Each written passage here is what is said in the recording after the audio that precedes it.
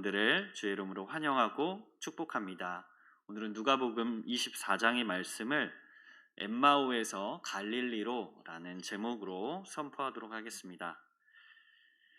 먼저 엠마오로 가는 제자들의 모습을 우리가 한번 살펴보고 그 다음에 북쪽에 있는 갈릴리로 가야 하는 그 제자들의 사명에 대해서 두 번째로 살펴보겠습니다. 먼저 제자들이 엠마오로 가고 있는 모습을 먼저 한번 우리가 읽어보겠습니다. 13절. 자, 우리 같이 한번 읽을까요? 시작. 그날에 그들 중 둘이 예루살렘에서 25리 되는 엠마오라 하는 마을로 가면서. 아멘. 자, 예수님의 부활 이후에 두 사람이 예루살렘에서 25리 되는 엠마오로 갑니다. 예루살렘, 예수님이 십자가에 죽으시고 부활하신 곳이 바로 이 예루살렘인데, 이 예루살렘 6월절 명절쯤에 이제 예수님의 부활 사건 이후에 두 사람이 25리 되는 약 11km 정도, 11km 되는 곳에 떨어져 있는 엠마오라는 곳으로 갑니다. 자, 이 엠마오라는 곳은 신약 성경에 보면 60 스타디온, 예루살렘에서 엠마오의 그 거리가 25리라고 되어 있는데 이 거리가 60 스타디온인데 11km. 그런데 사본마다 조금씩 차이가 있어서 아직도 정확하게 어딘지 확정이 안 됐습니다. 추정지만 여러 개 있는데요. 제가 그래서 지도를 한번 준비해 봤습니다. 이게 이스라엘 전체 지도를 3등분하면 그 중간에 있는 그런 지도고요. 예루살렘이 저 초록색 위치에 있고 그 북서쪽으로 이제 엠마오로 추정되는 곳이 한 4군데 됩니다. 그리고 또 어떤 사람들은 뭐 한 2군데 더 이야기하기도 하는데 아직 잘 모른다 이렇게 생각하시면 되겠지만 어느 정도의 위치인지는 대략 생각해 볼 수 있을 것 같아요. 그래서 엠마오라는 곳이 저 정도 위치에 있구나. 예루살렘에서 예수님의 십자가와 부활 사건 그 즈음에 해서 사람들이 그쪽으로 갔다. 이렇게까지 생각해 보시면 되겠습니다. 어딘지는 잘 모르죠. 대략적인 지도만 생각해 보시면 되겠습니다. 엠마오라는 단어의 그 어원은 뜨겁다라는 그런 의미를 지니고 있습니다. 뜨겁다. 그래서 이 네 곳, 아까 보여드렸던 4곳 중에 온천이 있는 곳이 있습니다. 온천. 그래서 아마도 거기가 엠마오가 아닐까 이렇게 생각이 됩니다. 예루살렘에서 이제 엠마오로 가는 그 두 사람은 아마도 유월절 명절을 마치고 유월절과 무교절이 붙어 있거든요. 그래서 아마도 온천이 있는 그 엠마오로 가서 무교절에 나머지 명절을 보내려고 숙박하려고 이렇게 갔던 건 아닌가 이런 추정을 한번 해보고요. 이것과 함께 동시에 이 엠마오라는 지역이 가지고 있는 독특한 또 아주 중요하고 특별한 의미를 우리가 생각해 볼 수 있습니다. 이 사람들이 엠마오로 왜 갔을까? 이것을 생각해 볼 수 있는 아주 중요한 그런 의미가 있는데 바로 유대인들에게 이것이 역사적으로 아주 중요한 장소였다는 것이죠. 여러분 구약과 신약이 있는데 이 사이에 좀 몇백 년이 비어 있습니다. 이때를 우리가 중간기라고 하는데 이때 유대인들이 시리아라는 나라의 지배를 받았습니다. 유대인들이 디아스포라 이렇게 쫙 흩어졌는데 그러면서도 이제 나라가 없이 있으면서도 이제 시리아라는 나라의 지배를 받았어요. 그러면서 그 나라에 왕이 있었는데 유대인들을 아주 극심하게 핍박을 했습니다. 유대인들이 너무나 고통스러웠던 거예요. 너무나 막 극심하게 핍박을 하니까 그래서 유대인들이 최근에 유대인들은 이렇게까지 얘기합니다. 20세기에 히틀러가 나타나기 전까지 우리를 가장 괴롭혔던 유대인을 가장 괴롭혔던 게 누구냐면 이 시리아의 왕이었다. 이렇게까지. 그래서 고대의 홀로코스트다라고 생각할 만큼 이 유대인들 구약과 신약의 이 사이에 있었던 이 중간기 때에 극심한 핍박을 받았다는 거죠. 자, 그런 상황 속에서 유대인들이 너무 핍박만 받으니까 가만히 있을 수 없는 거죠. 저항을 하게 된 겁니다. 이 시리아를 대해서 저항을 하게 된 거예요. 전쟁을 벌인 겁니다.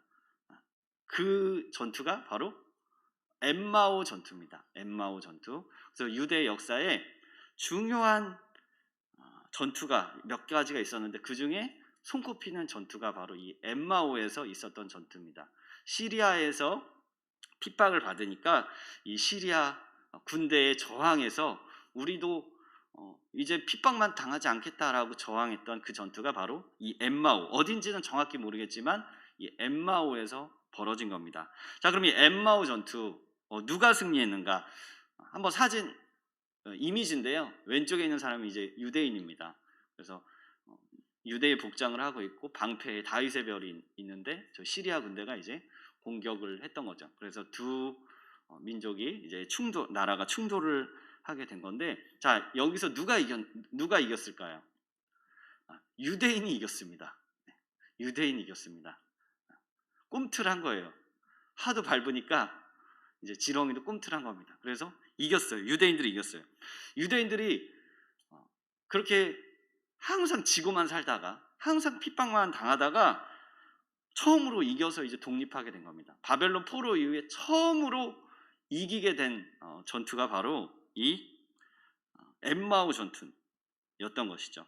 유대인들이 자존감이 이렇게 올라갔습니다.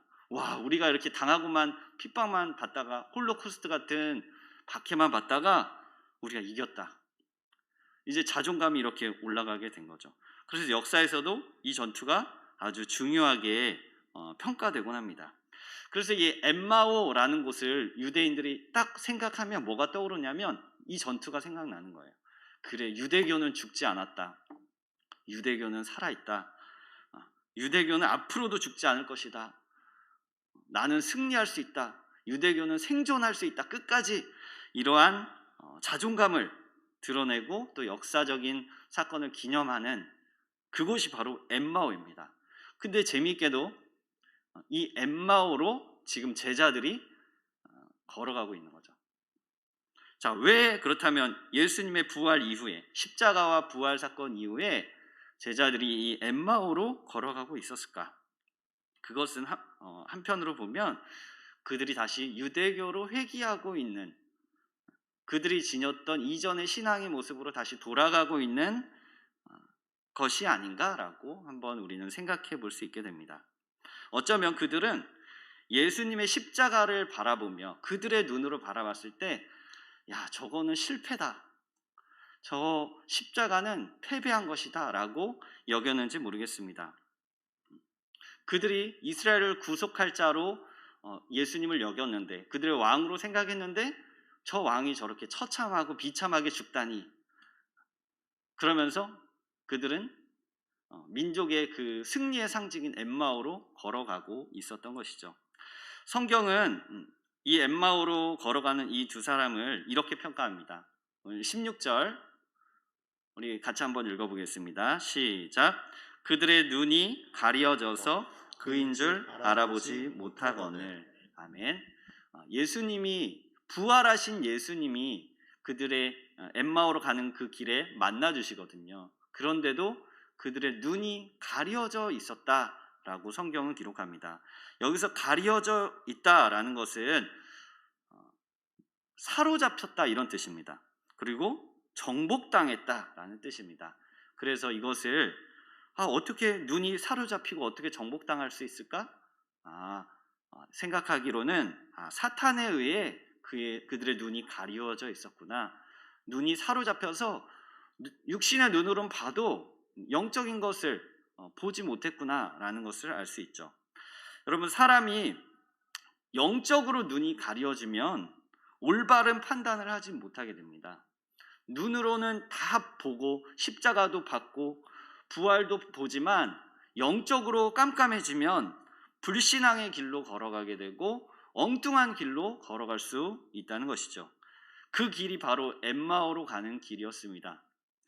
그들은 어두운 눈을 가지고 있었습니다. 그래서 십자가를 봤을 때 너무 초라해 보이고 비참해 보였던 것이죠. 실패였고 패배였고 충격 그 자체였던 겁니다. 그래서 그들의 눈에 육신의 눈에 보이는 그대로 보고 평가했던 것이죠. 그러나 오늘 성경의 말씀대로 평가대로 그들의 눈은 가리어져 있었던 것이죠. 메시아, 그들이 생각했던 그 메시아가 죽은 지 이제 사흘이나 되었다라고 또 21절에 기록하고 있습니다. 그들은 크게 상심했고 성경의 기록대로 슬픈 빛을 띠었다. 얼굴에 슬픈 빛을 띠었다. 마음이 슬프니 얼굴에 슬픈 빛이 띈 것이죠. 그들은 예수님의 부활을 아직 믿지 못했습니다. 그리고 자기 민족의 그 승리가 깃들어 있는 엠마오로 걸어가서 또 위로받으려고 했던 것이죠. 예수님은 실패했으니까 이제 나는 내 살 길을 찾아 떠나겠다. 예수님이 나의 승리가 되지 못하니 우리 민족의 승리의 장소로 가서 나는 위로받고 거기서 내 삶을 챙겨야겠다라는 의미가 담겨 있었던 것입니다. 그러나 그들의 생각과는 달리 예수님께서는 십자가에서 죽으시고 피 흘리셨는데 그들의 생각과는 달리 이것은 죄와 사망에 대한 통쾌한 승리였습니다. 십자가가 실패나 패배가 아니라 승리였다는 것, 이것이 아주 중요한 내용입니다. 여러분 믿으십니까? 십자가가 승리라는 것, 이 사실 믿으십니까? 육신의 눈으로 보면 승리가 절대 될 수 없습니다. 어떻게 이렇게 벌거벗은 몸으로 십자가에 매달려서 그렇게 죽어가는 모습이 어떻게 승리요 영광스러운 모습으로 보일 수 있습니까? 그러나 성경은 분명히 말씀합니다. 그것은 그 어떤 승리와도 비교할 수 없었던 영광스러운 승리였다는 것이죠. 죄와 사망에 대해 통쾌한 승리를 주님이 이루신 겁니다. 왜냐? 그 십자가에서 흘리신 피로 우리의 죄값을 지불하심으로 죄의 세력이 괴멸되어 버렸기 때문입니다. 십자가에서 흘리셨던 그 피가 죄와 사망의 세력을 괴멸시켜 버렸다. 그러니 승리 아니겠습니까? 초라해 보여도 그 보혈의 능력이 그렇게 컸다는 것이죠. 주께서 우리의 죄값을 치러주시고 죄와 사망에 팔렸었던 우리를 되사셨다. 이것을 우리가 속량이라고 하는데 값을 주고 다시 사셨다.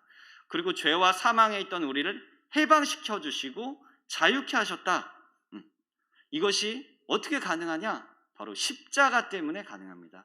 십자가 덕분에 우리가 속량받고 해방될 수 있었던 것이죠. 히브리서 2장 14절, 15절 우리 한번 읽어보겠습니다. 시작. 자녀들은 혈과 육에 속하였음에 그도 또한 같은 모양으로 혈과 육을 함께 지니심은 죽음을 통하여 죽음의 세력을 잡은 자 곧 마귀를 멸하시며 또 죽기를 무서워함으로 한평생 매여 종노릇하는 모든 자들을 놓아주려 하심이니. 아멘. 잘 보십시오. 노란색 글씨를 잘 보시면 죽음을 통하여 뭘 행하셨는지 잘 우리가 봐야 합니다. 죽음의 세력을 잡은 자 곧 마귀를 멸하셨다. 뭘로요? 죽음을 통하여, 부활을 통하여 이렇게 성경이 기록하지 않고 죽음을 통하여 마귀를 멸하신 겁니다. 그러니 실패가 아니라 승리죠. 또 죽음을 통하여 한평생 매여 종노릇하는 자들을 해방시켜 주시고 놓아주시고 자유케 하셨다. 십자가의 죽으심이 승리라는 것을 우리가 알 수 있는 거죠. 십자가가 세상의 눈에는 또 믿음 없는 눈이 가리워진 사람들의 눈에는 하찮게 보이고 무능력하게 보입니다. 그러나 십자가는 분명히 승리요 능력이 되는 줄로 믿습니다. 이 십자가에서의 죽으심 덕분에 우리가 의를 얻고 영생하게 되는 겁니다. 그 십자가의 승리를 그리고 부활하심으로 최종적으로 선포하시고 확증해 주신 거죠. 십자가는 완전 무기력하고 부활만 엄청 승리다 이런 게 아니라 십자가가 이미 그 모든 승리를 이루셨고 부활은 최종적으로 그것을 확증해 주신 거죠. 이것이 바로 온전한 구속의 모습입니다. 그래서 십자가는 반드시 부활로 이어지게 되어 있습니다. 그리고 이걸 주님이 늘상 제자들에게 말씀하셨습니다. 인자가 고난을 받고 자기 영광에 들어갈 것이다. 십자가와 그가 부활하신 사건을 쭉 연결해서 이것이 별개의 사건이 아니라는 것을 말씀해 주셨죠. 십자가는 그 자체로 절대 패배나 실패가 아니라는 것을 우리는 기억해야 합니다. 그러나 당시의 제자들은 십자가 사건 이후에 매우 슬퍼했습니다. 그리고 낙심하고 낙담했습니다. 그들은 주님의 부활을 생각하지 못했습니다. 그래서 성경은 이런 믿음 없는 제자들에 대해 이렇게 평가하십니다. 25절, 38절 노란색 글씨 제가 한번 읽어보겠습니다. 더디 믿는 자들이여 두려워하며 그리고 의심이 일어났다는 것이죠. 이게 당시의 제자들의 믿음의 상태였습니다. 그들은 마음에 믿기를 더뎌 천천히 잘 안 믿어지는 겁니다. 그리고 두려움에 휩싸여 있었고 예수님의 부활을 생각할 때 의심이 많이 들었습니다. 마치 예를 들어보면 이런 거죠. 교회를 우리가 오래 다녀도 수도 없는 복음을 들었어도 설교를 들었어도 예수님을 인격적으로 한 번도 만나지 못한 사람, 신앙의 연수는 오래되었지만 여전히 죄와 사망의 그늘 아래에서 허덕이는 영적 생활을 해나가고 있는 사람, 이것이 당시 제자들의 모습이요 또 우리의 모습이기도 합니다. 자, 바로 이러한 영적인 오류에 빠져있던 그들, 이 두 사람을 오늘 우리가 만났습니다. 그런데 이들이 전격적으로 변화되는 그 터닝 포인트가 있습니다. 그들이 부활의 주님을 믿지 못하고 두려움과 의심을 가지고 있었던 바로 그때에 그들이 어떻게 전격적으로 변화될 수 있었는가? 바로 부활의 주님이 그들을 만나주신 바로 그 지점부터 그들이 변화되게 됩니다. 그들이 스스로 눈을 뜬 게 아니라 은혜의 주님께서 그들을 찾아와 주시고 만나 주실 때에 그들의 눈이 밝아지게 되는 은혜를 경험한다는 것이죠. 우리 31절 한번 보겠습니다. 우리 한번 같이 끝까지 읽어볼까요? 시작. 그들의 눈이 밝아져 그인 줄 알아보더니 예수는 그들에게 보이지 아니하시는지라. 그들이 서로 말하되 길에서 우리에게 말씀하시고 우리에게 성경을 풀어주실 때에 우리 속에서 마음이 뜨겁지 아니하더냐 하고. 아멘. 그들은 지금 엠마오로 가던 사람들입니다. 뒤돌아갈 생각하지 않고 엠마오로 걸어가던 사람들이었습니다. 부활을 믿지 못했고 눈이 가려져 있던 사람들이었습니다. 그러나 어떻게 그들이 갑자기 눈이 밝아졌을까요? 어떻게 그들의 마음이 갑자기 뜨겁게 되었을까요? 이후에 그들은 예루살렘으로 돌아가는데 왜 그들은 방향을 바꿔서 다시 이전 있던 예루살렘으로 돌아가게 되었을까요? 바로 예수님, 부활의 주님을 만났기 때문입니다. 주님을 만나면 사람이 전격적으로 변화되게 됩니다.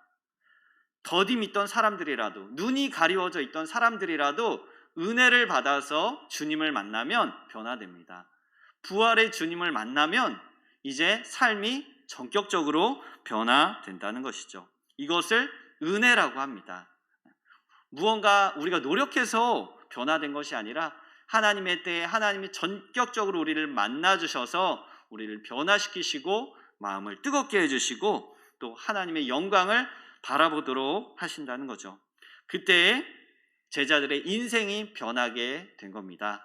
이전까지 의심 많고 두려워하던 그들이 이제 자신감을 가지고 담대한 마음을 가지고 부활의 주님을 선포하게 된 거죠. 그리고 그들은 턴해서 예루살렘으로 다시 돌아가 주님이 부활하셨다라고 선포하는 사람들이 되었습니다.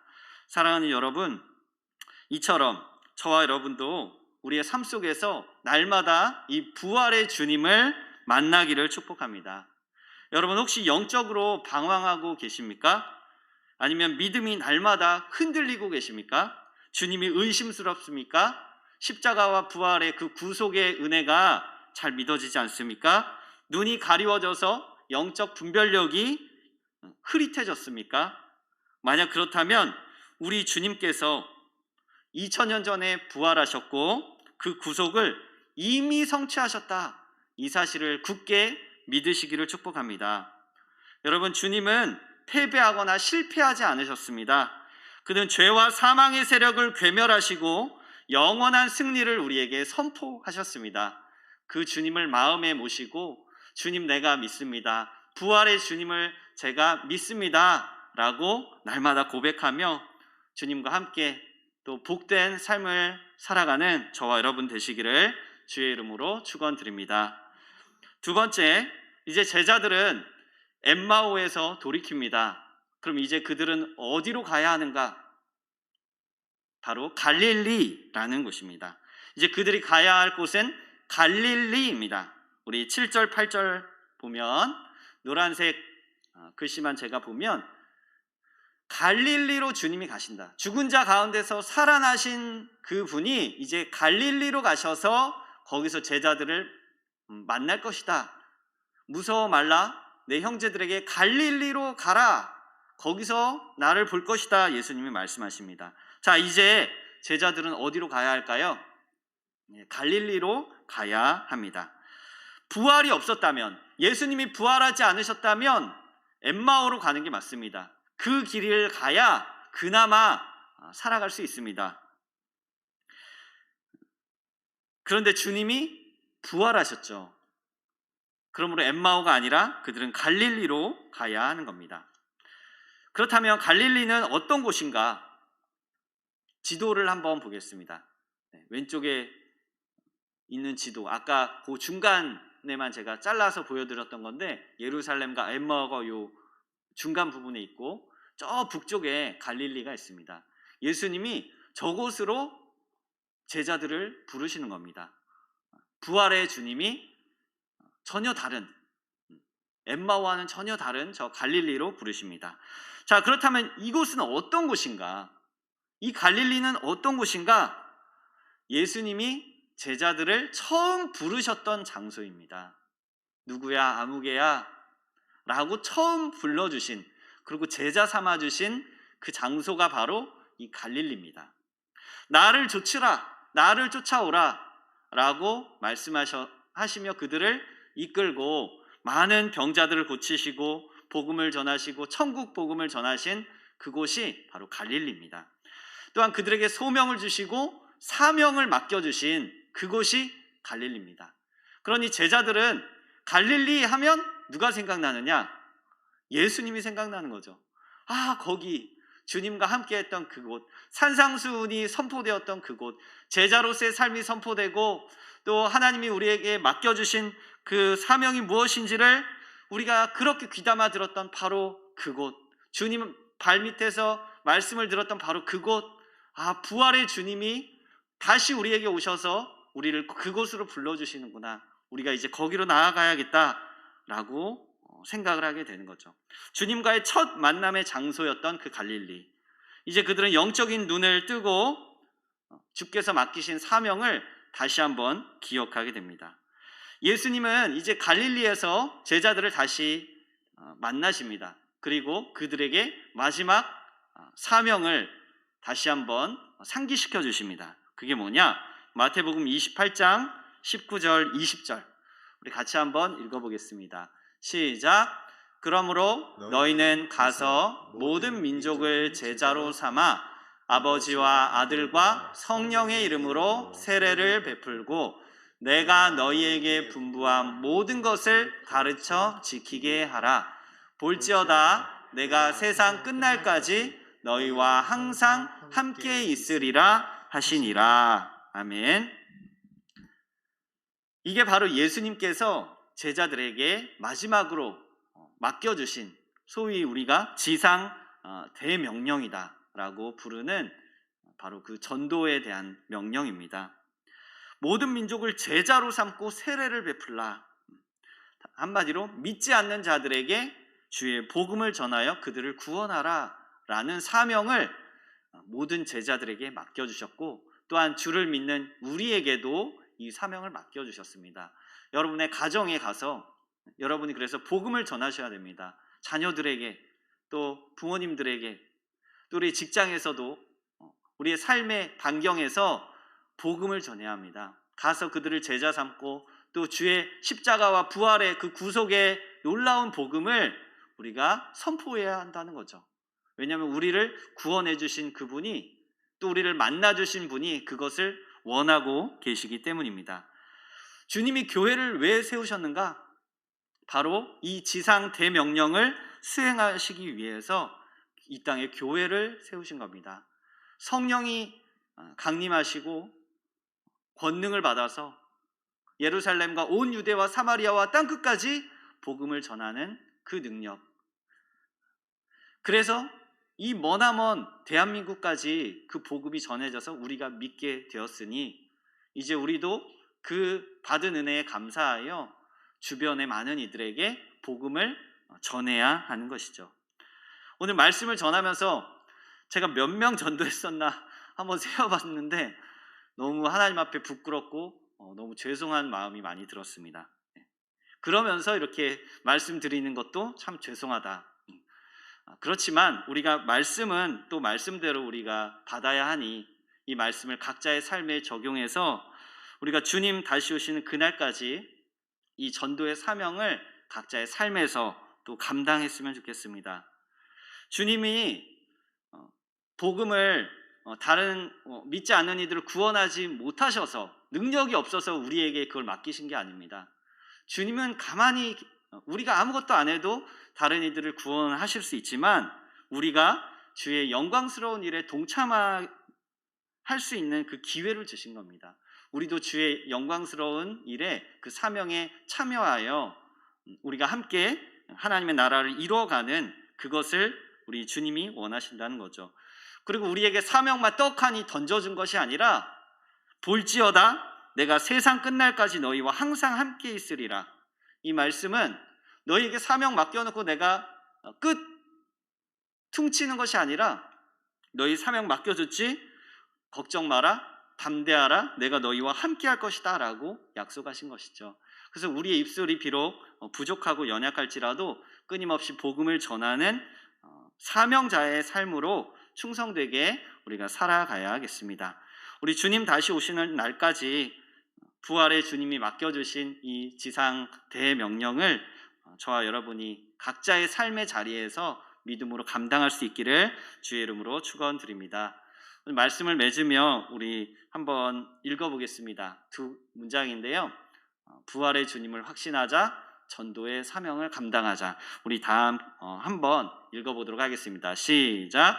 부활의 주님을 확신하자, 전도의 사명을 감당하자. 한 번 더 읽을까요? 시작. 부활의 주님을 확신하자, 전도의 사명을 감당하자. 아멘. 그래서 부활하신 주님을 의심 없이 우리가 확신하고 또 주님 맡겨주신 그 전도의 사명을 담대하게 각자의 삶에서 이루어가는 저와 여러분 되시기를 주의 이름으로 축원드립니다. 우리 두 가지 기도 제목 놓고